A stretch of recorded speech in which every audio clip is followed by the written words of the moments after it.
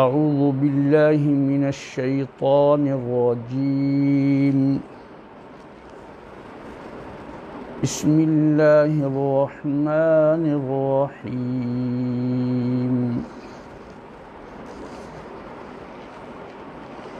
وقالوا لن يدخل الجنة إلا من كان هودا أو نصارى تلك أمانيهم قل هاتوا برهانكم إن كنتم صادقين بلى من أسلم وجهه لله وهو محسن فله أجره عند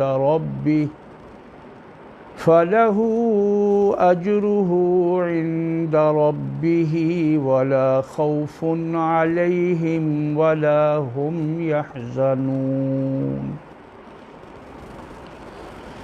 وقالت اليهود ليست النصارى على شيء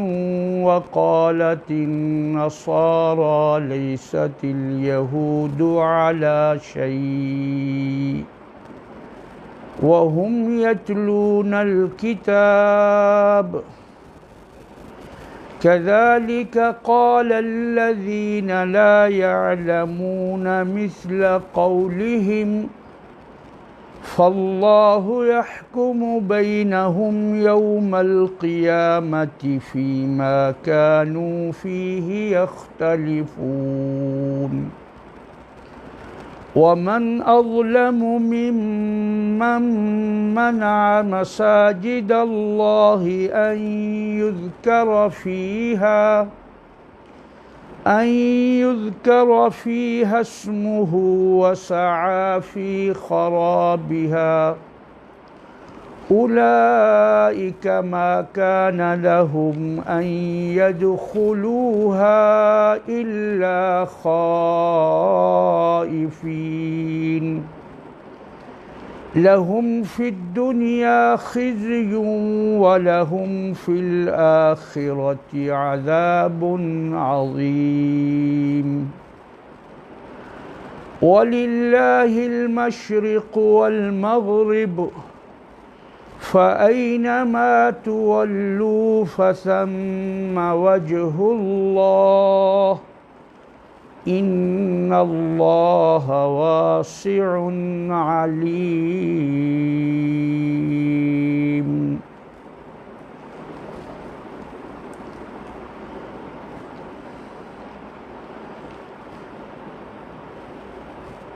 گزشتہ آیات میں یہود و نصارہ کی اس خواہش کا ذکر ہوا تھا کہ ان کی اکثریت یہ چاہتی ہے کہ مسلمانوں کو ایمان سے محروم کر دے، مسلمانوں کو ایمان لانے کے بعد، مومن ہونے کے بعد دوبارہ کافر بنا دے، اور یہ خواہش ہر دور کے کافر کی رہی ہے، اور ہر دور کے یہودی اور نصرانی یہ کرتے چلے آئے ہیں کہ کسی نہ کسی طرح مسلمانوں کو ان کے دین سے بدظن کر کے دور کر دیا جائے۔ چنانچہ جو پہلے ان کے تھے ان کی خواہش تو یہ تھی کہ ان کو مطلق ہی دین سے نکال دیا جائے، جو اسلام انہوں نے مانا ہے اس کے بدلے انہیں مطلق کافر بنا دیا جائے۔ لیکن جیسے جیسے زمانہ آگے چلا تو انہوں نے دیکھا کہ یہ تو ناممکن ہے کہ کوئی مسلمان چاہے وہ کتنا بھی گناہ گار ہو، اسلام سے دور ہو، کلمہ پڑھنے والا ہو، کافر تو نہیں، وہ کفر تو اختیار نہیں کرے گا۔ چنانچہ انہوں نے پھر انداز اور اسلوب کو بدل دیا، اور بہت عرصے سے یہود و نصارہ کی جو خواہش تھی اس کو انہوں نے اس طرح عملی جامہ پہنایا کہ مسلمان نام کا تو مسلمان ہی رہے، لیکن اس سے اسلام کی وہ چیزیں چھین لی جائیں یا اس کو ان چیزوں سے دور کر دیا جائے جو اسلام کی ضروری اور اصل ہے۔ چنانچہ اس حربے میں اور اس سازش میں اور اس خواہش میں یہودی اور نصرانی کافی حد تک کامیاب ہو گئے ہیں، اور آج کا مسلمان جسے ہم دیکھتے ہیں اس کے نزدیک اسلامی اقدار، اسلامی طرز زندگی، اسلامی بود و باش، اسلامی چہرہ مہرہ، اسلامی لباس، اسلامی زندگی،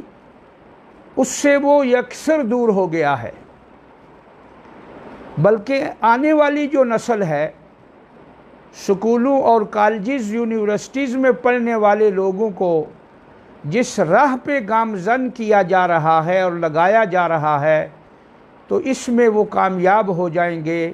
کہ نام تو اسلام کا رہے گا، مسلمان ظاہری طور پہ مسلمان رہے گا، لیکن اس کا انداز، اس کا طرز زندگی، یہاں تک کہ اس کی گفتگو، اس کی بات چیت، اس کی شکل و صورت، اس کا لباس، اس کی زبان، اس کا انداز، وہ سارے کا سارا غیر اسلامی ہو جائے گا۔ اور وہ آج ہم دیکھ رہے ہیں، اور آئندہ نسلوں میں یہ اور زیادہ ہوتا چلا جائے گا، اور اسلام کی قدر و منزلت اور اسلامی طرز زندگی کی قدر و منزلت آج کے مسلمان کے دل سے چھین لی گئی ہے، کیونکہ معاشرے میں عزت جس نام پر ہے وہ عہدے کے اعتبار سے ہے، وہ مال و دولت کی کثرت کے اعتبار سے ہے۔ تو معاشرے میں جو لوگ بڑا عہدہ جن کو مل جاتا ہے انہیں عزت کی نگاہ سے دیکھا جاتا ہے، چاہے وہ اسلامی ترازو میں بٹھانے سے زیرو بھی نہ نکلے، چاہے ان کے پاس 1% بھی اسلام نہ ہو، لیکن وہ معزز ہیں۔ تو یہ جو طریقہ ہے، وہ جو تمنا تھی ان کی، وہ آج انہیں کامیاب ہوتی ہوئی نظر آ رہی ہے، اور انہوں نے یہ انداز بدل دیا ہے کہ بجائے اس کے کہ مسلمان کو ٹوٹل مکمل کافر بنایا جائے، اس کو مسلمان ہی رہنے دیا جائے، مگر اس کی طرز زندگی کو غیر اسلامی بنا دیا جائے، اس کی زندگی سے اسلام کے وہ اہم مسائل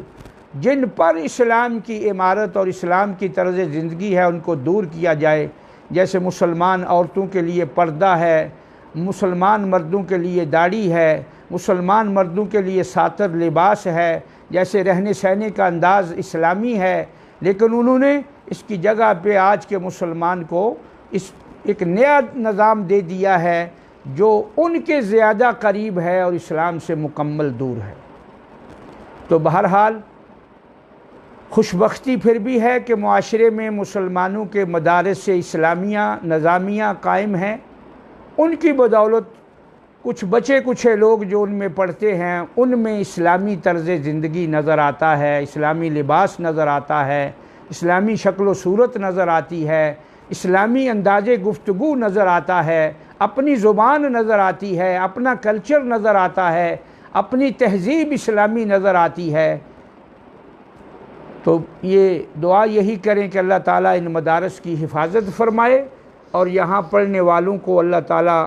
اپنے حفظ و امان میں رکھے، تاکہ اسلام ایک طرز پہ ایک طرف چاہے ہو لیکن کم سے کم لوگوں کے لیے بطور نمونہ باقی رہے۔ تو اسی سے آگے بڑھتے ہوئے یہودیوں نے مسلمانوں کو بدظن کرنے کے لیے عام جو سادہ لوگ ہوتے ہیں جو معمولی سی بات سے اسلام کی باتوں پہ شک کرنے لگ جاتے ہیں، جیسے آج کل بھی بہت سارے ہیں، تو اس زمانے میں تو انہیں ملتے نہیں تھے لیکن وہ کوشش ضرور کرتے تھے۔ تو اسی طرح یہودیوں نے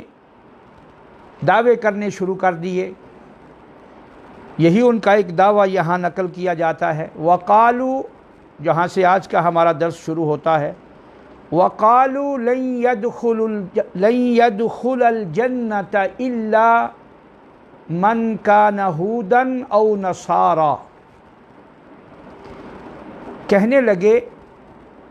اور لفظی ترجمہ ہے کہا انہوں نے، یعنی یہودیوں نے نصرانیوں نے، دونوں نے، جمع کا صیغہ ہے، کہا انہوں نے ہرگز داخل نہیں ہوگا جنت میں، لن يدخل الجنت، ہرگز داخل نہیں ہوگا جنت میں، الا مگر، من کانا جو ہوگا، من کانا جو ہوگا، ہودن یہودی، او نصارا یا نصرانی۔ یہ بہت بڑا دعویٰ ہے۔ تو انہوں نے کہا جنت میں سوائے یہود و نصارہ کے کوئی داخل نہیں ہوگا۔ گویا انہوں نے جنت کو اپنے لیے خاص کر لیا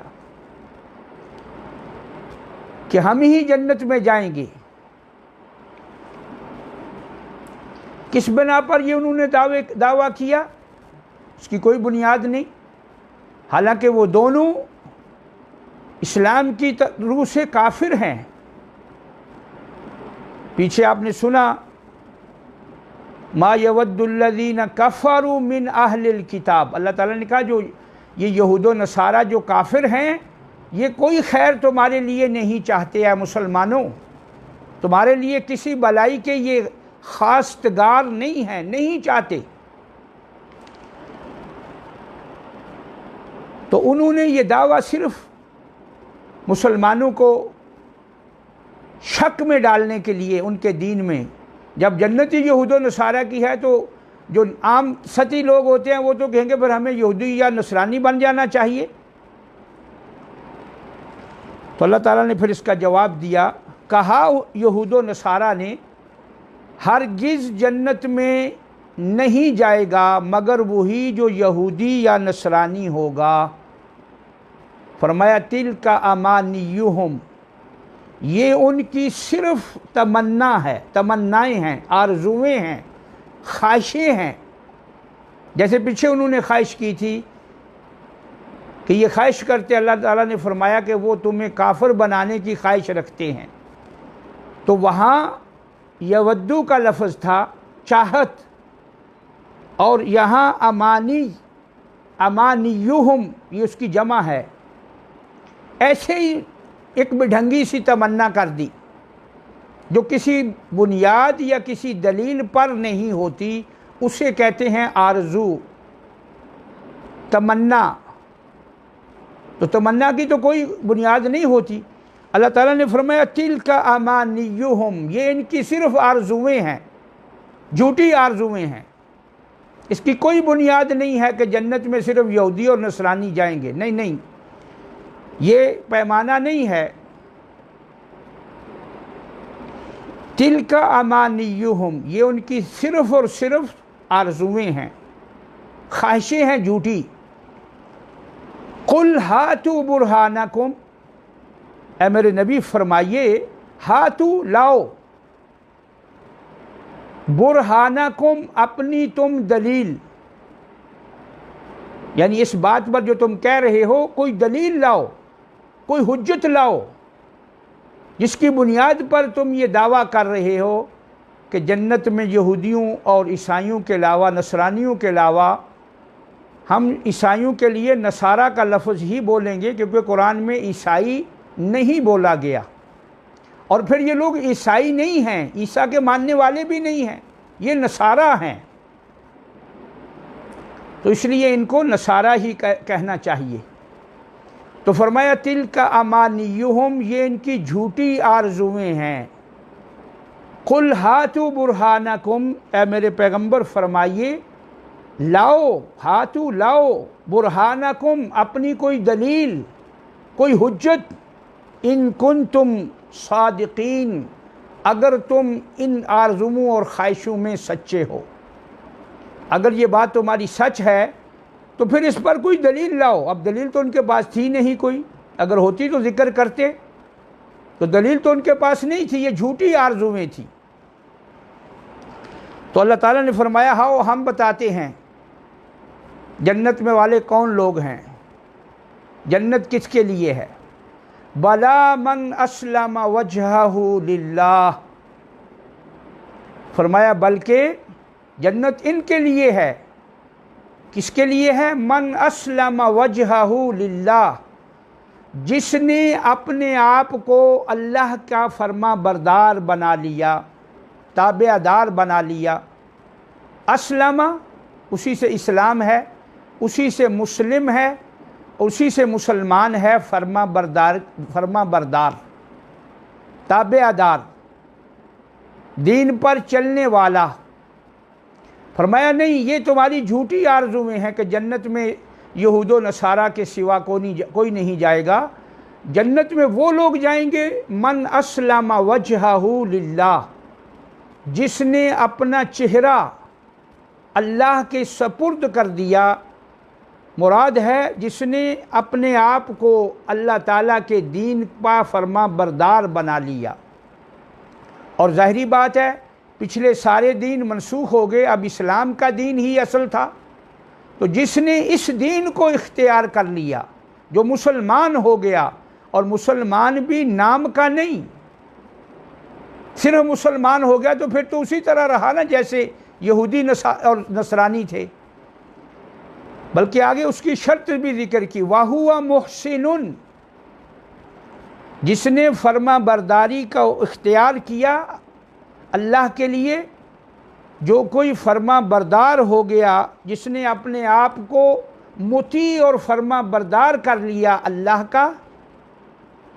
وَهُوَ مُحْسِنٌ، ایک معنی کیا گیا ہے اور وہ موحد ہوا، توحید کا اقرار کرنے والا ہوا، مشرک نہ ہوا۔ اور ایک معنی کیا گیا ہے شریعت پر چلنے والا بھی ہوا ساتھ، صرف کہہ کر اپنے آپ کو مسلمان کہہ کر ہی بس بیٹھ نہیں گیا، اسلام کی تمام امور پر جو فرض ہیں ان پہ عمل بھی کیا۔ اس سے یہ معلوم ہو گیا کہ زبانی کلامی اگر کوئی اپنے آپ کو مسلمان کہتا ہے تو کہتا رہے، جب تک شریعت کو پورا اختیار نہیں کرے گا وہ صحیح معنی میں مسلمان نہیں بنے گا۔ تو فرمایا بلا من اسلم وجہہ للہ، بلکہ جس نے فرما برداری اختیار کی اللہ کے لیے،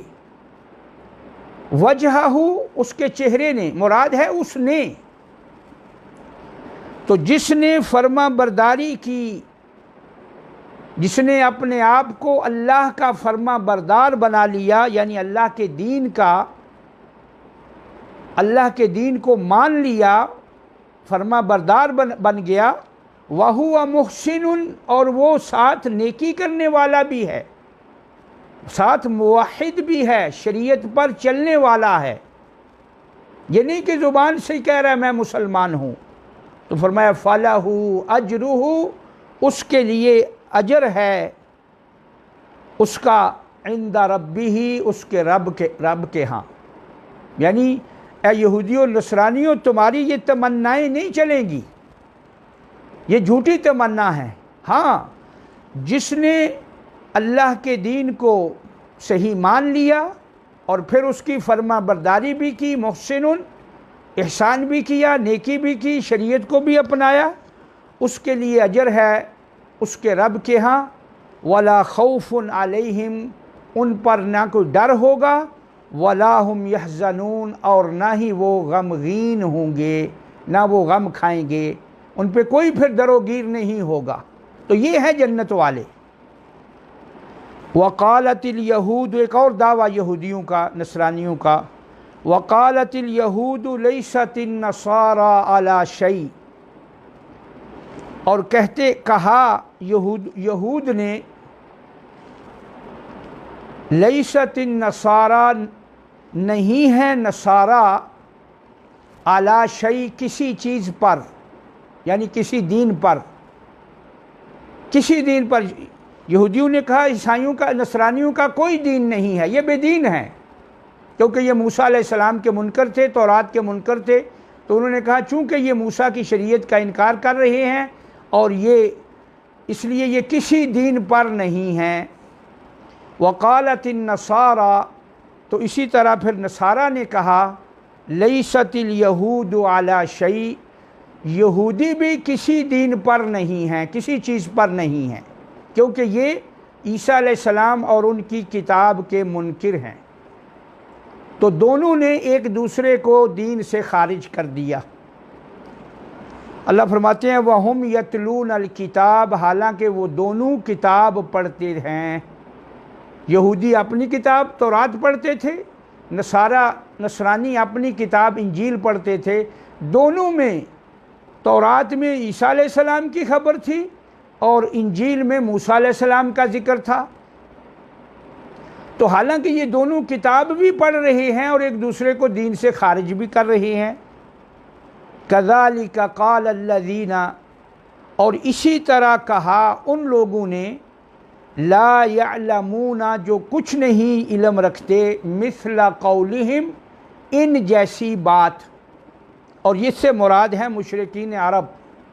جو کسی دین کے ماننے والے نہیں تھے۔ وہ کہتے تھے کہ یہ جو نئے دین والے آئے ہیں، یعنی نبی اکرم صلی اللہ علیہ وسلم اور صحابہ رسول، کہتے یہ بھی نئے دین والے کسی چیز پر نہیں ہیں،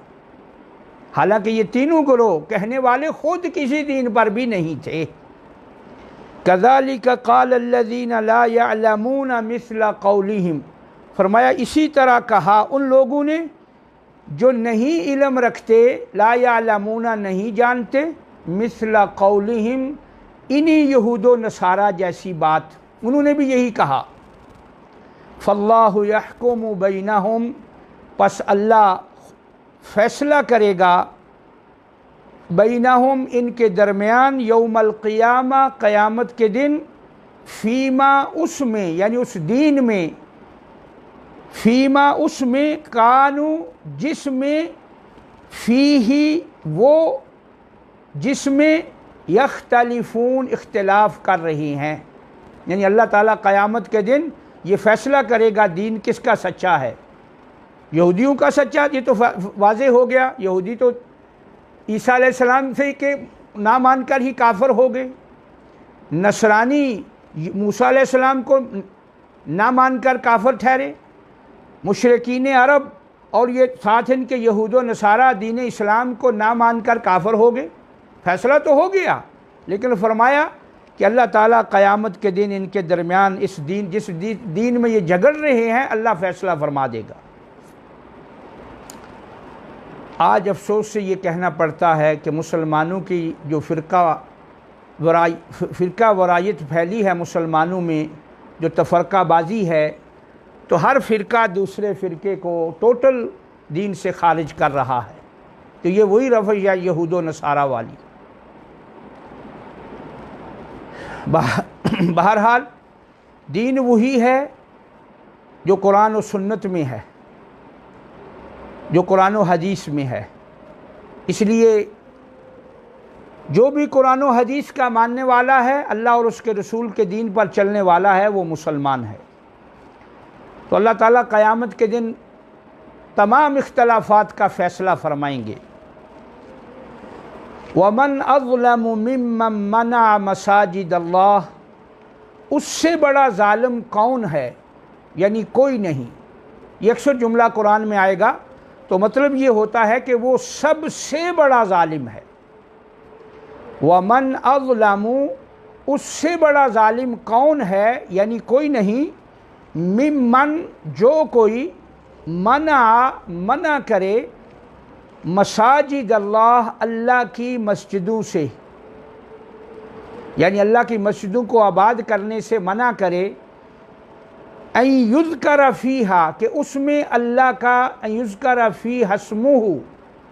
کہ ان مساجد میں اللہ کا ذکر کیا جائے۔ تو ذکر سے مراد مسجد میں جو عبادات کی جاتی ہیں وہ سب ہیں، نماز ہے، تلاوت ہے، ذکر ہے، وہاں بیٹھنا ہے،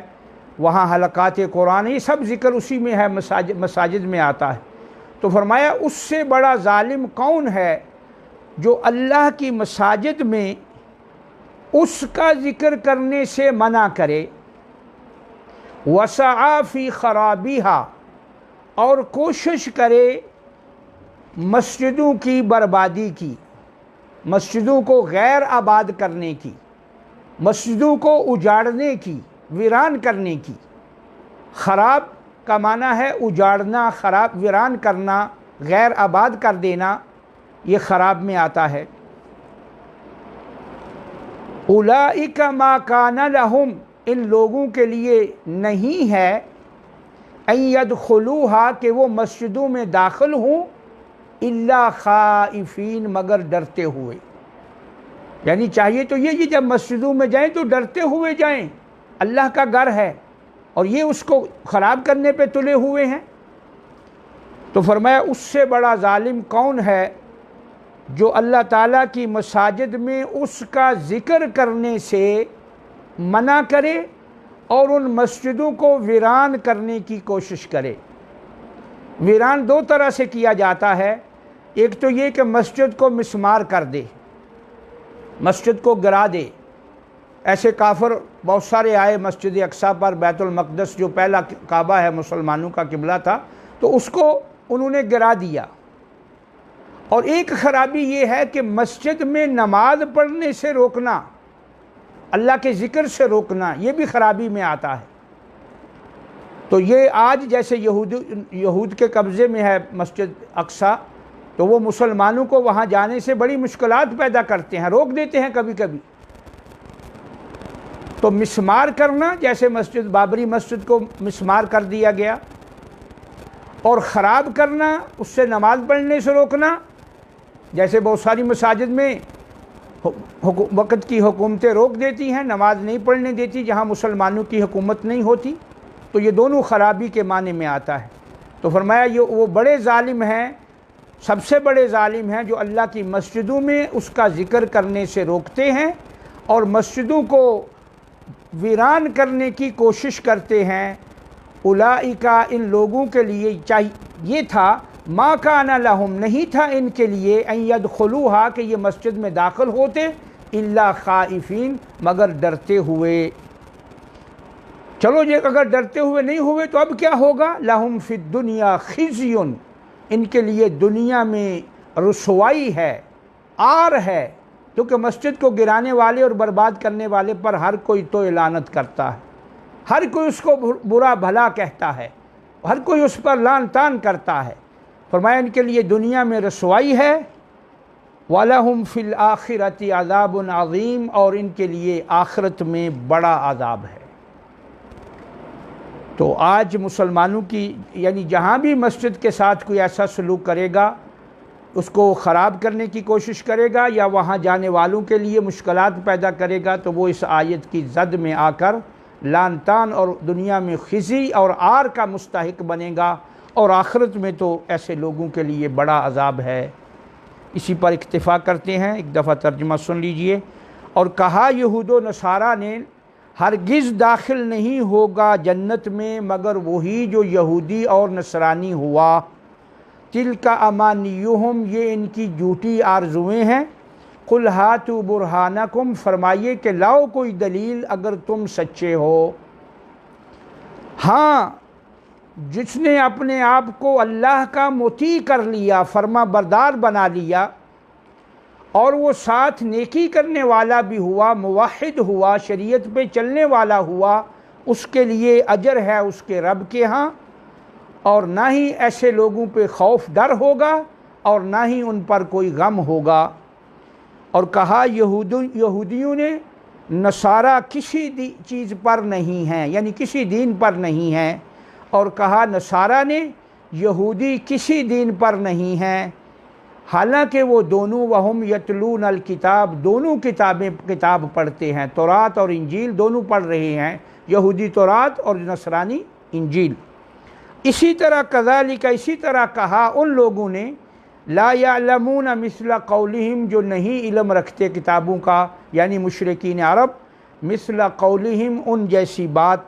فاللہ یحکم بینہم، پس اللہ فیصلہ کرے گا ان کے درمیان قیامت کے دن، فیما کانوا، اس میں جس میں یہ جگڑ رہی ہیں۔